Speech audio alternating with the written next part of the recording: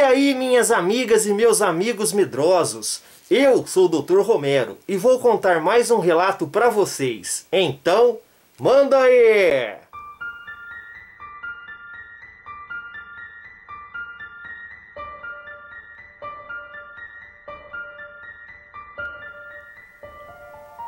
O nome do relato de hoje é Pavor na Fazenda, Tranque as Portas, Não Olhe nas Janelas.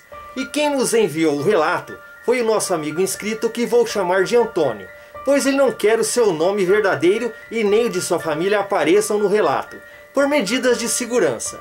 O Antônio e sua família são perseguidos por lobisomens há décadas. Inclusive, ele mandou um relato do seu avô há pouco tempo. Esse relato de hoje é sobre a sua mãe, que vou chamar aqui de Maria, quando ela era apenas uma criança e morava em uma grande fazenda no interior da Bahia. Esse relato somente foi contado depois de muito tempo, após a morte dos tios padrinhos de Maria, que a criaram e a educaram. A Maria, ela fez uma promessa para o seu tio e para a sua tia, que enquanto eles estivessem vivos, ela não contaria essa história para ninguém, a fim de que não prejudicasse os familiares e amigos que visitassem eles na fazenda. E assim foi feito, e a promessa não foi quebrada. A Maria cumpriu seu juramento até a morte de seus tios, que morreram de velhinhos. A Maria, juntamente com seu tio, sua tia e os funcionários da fazenda onde moravam, passaram por momentos terríveis e de muita tensão e terror por este acontecido. E como já dito, não vai ser revelado o nome real das pessoas e da cidade por motivo de segurança.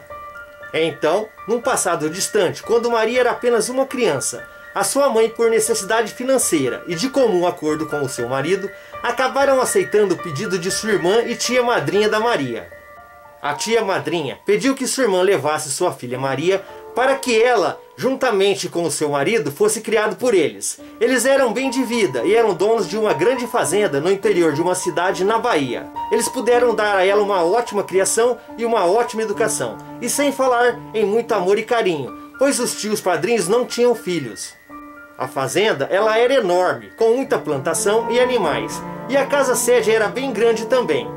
Era uma casa fortemente construída, com janelas e portas fortes, e um telhado de vigas grossas e bem juntas. No casarão, tinha um sótão que se entrava por uma escada de puxar, e era iluminado por lampiões, e lá era um lugar onde a Maria, ela adorava ficar. Ela sempre limpava e cuidava para brincar em dias de chuva. E a Maria sempre reparava e achava muito estranho que em todas as entradas da casa, nas portas e janelas, tinha mão francesa, que era um tipo de uma tranca de madeira grossa e resistente. O serviço de rotina nessa fazenda era sempre o mesmo, e quando dava 5:30 da tarde, todo o gado ele já estava alimentado e com água, e o resto dos animais já estavam todos guardados. Na cozinha tinha um depósito de madeira e muita lenha estocada, para o fogão a lenha que fervia água noite e dia, num imenso caldeirão, para o café, comida, banho e tudo mais que precisasse. E prestem bastante atenção neste detalhe, com o caldeirão com água quente, que foi uma das causas de todos serem salvos naquela noite de horror. E veremos isso claramente, e mais à frente do relato. Pois bem, naquela fazenda tinha muitas regras, e uma delas era que o tio padrinho não deixava a Maria e a ninguém da casa sair de manhã, sem que o capataz fizesse uma boa ronda e avisasse a todos que pudessem sair em segurança. Então, a Maria, que gostava de acordar bem cedo, ela acabou tendo que obedecer essa regra que seu tio havia dado, e aguardando sempre o capataz liberar a saída para ir ao quintal, que eles chamavam de terreiro, em volta da casa.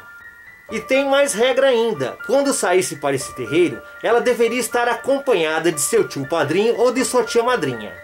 E mesmo achando meio que estranho essas regras, a Maria, como sendo uma criança, ela não deu nenhum pio e apenas balançou sua cabeça para frente e para trás, como um sim, eu entendi e irei obedecer.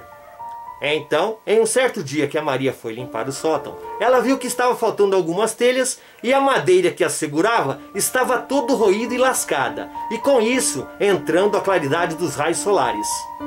Imediatamente, a Maria correu avisar a sua tia madrinha, pois o telhado estando daquele jeito, quando viesse uma chuva forte, haveria goteiras que iriam molhar tudo e causariam muitos estragos no sótão. E após serem informados pela Maria, tanto seu tio como a sua tia madrinha, eles foram verificar e voltaram com uma cara nada tranquila e de muita preocupação. Então, o tio mandou chamar o capataz e alguns peões funcionários da fazenda e iniciar por ali uma reunião às pressas. E nisso, a tia madrinha chamou a Maria para ir ali no quarto olhar cadernos e livros, a fim de que a menina não escutasse o que estava sendo falado naquela reunião.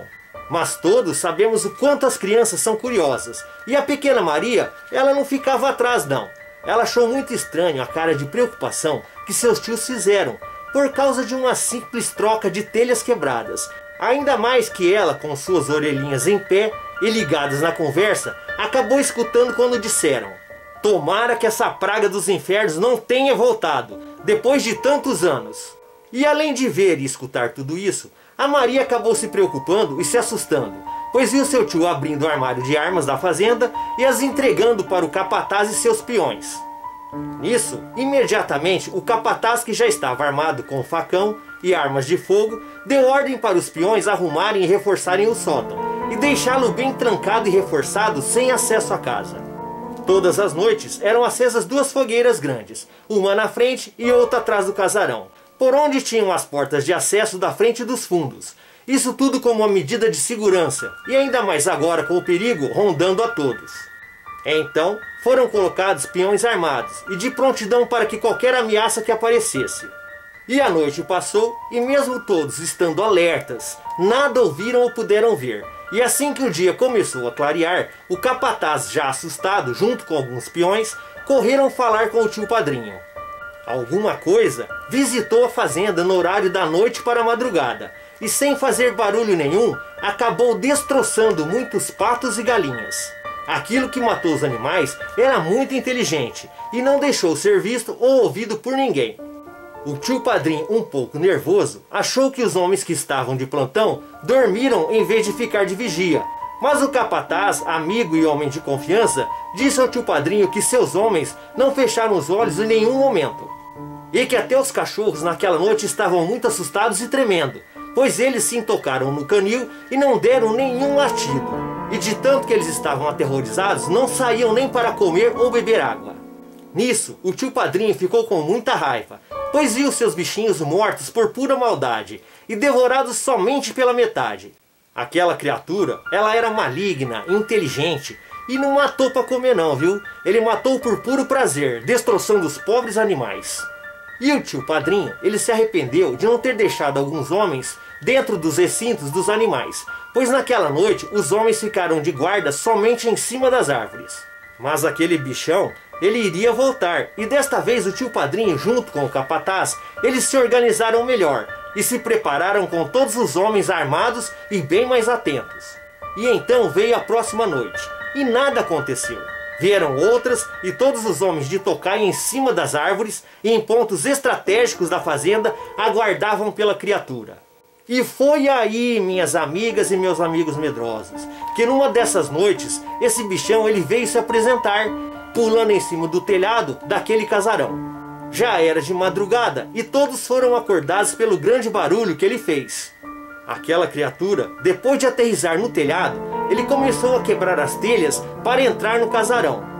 E lá de dentro, o tio padrinho com alguns homens, todos armados com facão e rifles Winchester, procuravam acompanhar os movimentos do bichão, que muito rápido ele corria de um lado para o outro, em cima ali do telhado. E eu nem preciso dizer o pânico e o medo que estava em todas as pessoas, não é? Nesse momento, a tia madrinha ela foi buscar a pequena Maria e a trouxe junto com ela para o seu quarto, aonde ficaram bem quietinhas e embaixo das cobertas. Nisso, aquela besta fera, ela já tinha destruído boa parte do telhado. E aquele lobisomem, quando ele ia entrar no sótão, o tio padrinho e todos os que estavam no casarão ouviram disparos. Disparos em direção ao casarão. E foi aí que um dos tiros acertou o bichão. E ele foi alvejado por um dos peões que estava em cima de uma árvore, do lado de fora do casarão. E nesse momento, minhas amigas e meus amigos medrosos, chega mais aqui perto do Dr. Romero. Aquele lobisomem, ele ficou pra lá de irado. Quando o tiro o acertou, ele soltou um longo uivo. E com muito sangue nos olhos e numa velocidade incrível, ele saltou do telhado e partiu em direção de onde vieram os disparos. E nisso, aquele lobisomem, ele correu direto em uma árvore alta, onde estava o peão que tinha atirado. E por Deus, aquele bichão não conseguia subir naquela árvore. E sem conseguir subir na árvore, o lobisomem raivoso, ele começou a dar de ombros. Ele dava de ombros ali naquela árvore, se jogando com toda a sua força, ao ponto daquele peão assustado deixar cair o seu rifle Winchester. E quando o rifle caiu, o lobisomem, enfurecido com sua boca enorme e cheia de dentes afiados, facilmente destruiu a coronha de madeira e jogou o rifle para bem longe. Aquele peão, ele só não caiu junto com o rifle porque ele estava bem amarrado naquela árvore. Mas o bichão, num enorme pulo, ele conseguiu arrancar a bota do peão, dilacerando seu pé com suas afiadas e longas garras. E os outros homens, vendo e ouvindo os gritos de dor e desespero daquele homem, eles mandaram uma chuva de bala na criatura. Então, nesse momento, o lobisomem correu de volta para o casarão, ficando na área que aquele peão cobria, e que os outros peões não tinham uma boa visão, o que o deixava livre das balas. O bichão, como já dito, ele era muito esperto mesmo, e não queria ser abatido de jeito nenhum. Então, o tio Padrinho, dentro da casa, e concentrado no desespero que o peão ferido estava passando, ele ficou brechando, isso é, olhando pelas brechas, para ver se conseguia avistar a posição daquela fera. E foi aí que o bichão, mais do que depressa, ele rodeou a casa e correu em direção à cozinha, como ele já soubesse que era ali o local mais frágil do casarão. E começou a cavar rapidamente para invadir a casa pelo chão. Ah, minhas amigas e meus amigos medrosos, isso foi o pior erro que aquele lobisomem estava cometendo. O lugar mais perigoso que ele tinha escolhido para entrar, pois na cozinha, como já dito no início do relato, ficava aquele enorme caldeirão de água fervente, que ficava dia e noite aceso no fogão a lenha.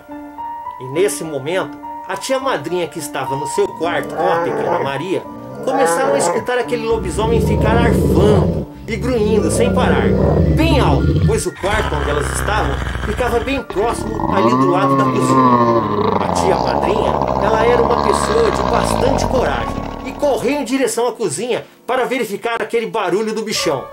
E minhas amigas e meus amigos medrosos, quando a tia madrinha ela chegou na cozinha, ela deu de cara com aquele lobisomem enorme, todo deformado, que já estava com a cabeça e um ombro praticamente para dentro da casa, e com aquela mão cheia de unhas compridas rasgando o chão da cozinha. E mesmo gritando ao horror da visão que ela estava vendo, daquele monstro todo negro, com a cara toda peluda, com dentes grandes e tortos, olhos grandes e esbugalhados, com orelhas pontudas, ela tirou força não sei da onde e virou aquele caldeirão com água fervente em cima do bichão. E quando a água quente caiu no lobisomem, aquela fera urrou bem alto de dor, um som tão alto que ensurdeceu a todos dentro do casarão, e que logo exalou ali um cheiro fétido e horrível que fez a tia madrinha vomitar imediatamente. E era uma carniça sem tamanho, que deixou uma morrinha por dias na casa, mesmo lavando com criolina e usando muito incenso. O lobisomem queimado e cheio de dor imediatamente voltou pelo buraco que cavou e fugiu em disparada, e avançando no rumo do capataz e de um peão com uma fúria incontrolável. Mas os dois homens mandaram chumbo grosso no bichão, e ele, atingido, desviou deles cambaleando. Aquela criatura, ela já não estava mais correndo, mas andando e sem forças, e sumiu mata dentro. Então, nenhum daqueles homens, eles foram atrás do lobisomem, e se preocuparam e se concentraram em ajudar o peão que estava ferido. Sendo que 2 dias depois, este mesmo peão, ele acabou perdendo seu pé por causa de infecção, devido ao dilaceramento daquelas garras daquele lobisomem. E infelizmente, minhas amigas e meus amigos medrosos, a pequena Maria, quando abriu a janela do seu quarto, chorou muito ao ver a sua cadelinha e seus filhotinhos todos destroçados, e sobrando apenas um deles, o qual ela criou com muito carinho. A tia madrinha, ela disse a todos que com certeza aquele lobisomem, ele deve ter ficado cego, pois quando ela virou o caldeirão, aquela água fervente, ela deve ter cozinhado aqueles olhos grandes e esbugalhados. Aquele lobisomem, Volta e meia, de tempos em tempos, ele aparecia na fazenda. Mas depois desse incidente, ele acabou sumindo de lá. A pequena Maria, ela foi sabendo de toda a história dessa criatura, que vivia perseguindo a sua família, e passou a se precaver e tomar cuidado com essa fera. Hoje, a Maria está bem velhinha, e ela já não se lembra mais de tantos detalhes. Mas quando nova, ela conseguiu passar essa história para o seu filho Antônio.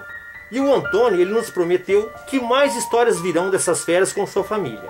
Muito obrigado, meu amigo Antônio, por ter compartilhado a história de sua mãe com todos nós aqui no canal RDR. Um grande abraço do Dr. Romero. Muito obrigado. E aí, minhas amigas e meus amigos medrosos, gostaram do relato? Se gostaram, deixem aquele like, pois ajuda muito o canal.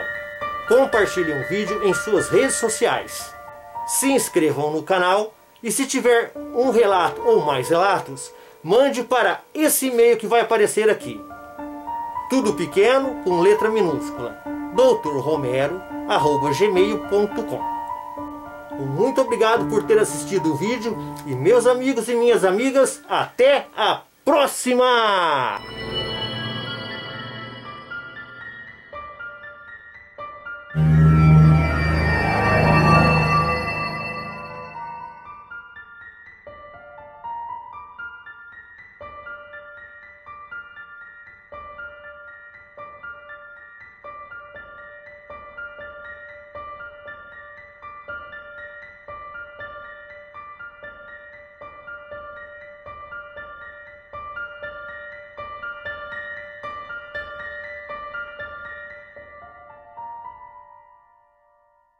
Thank you.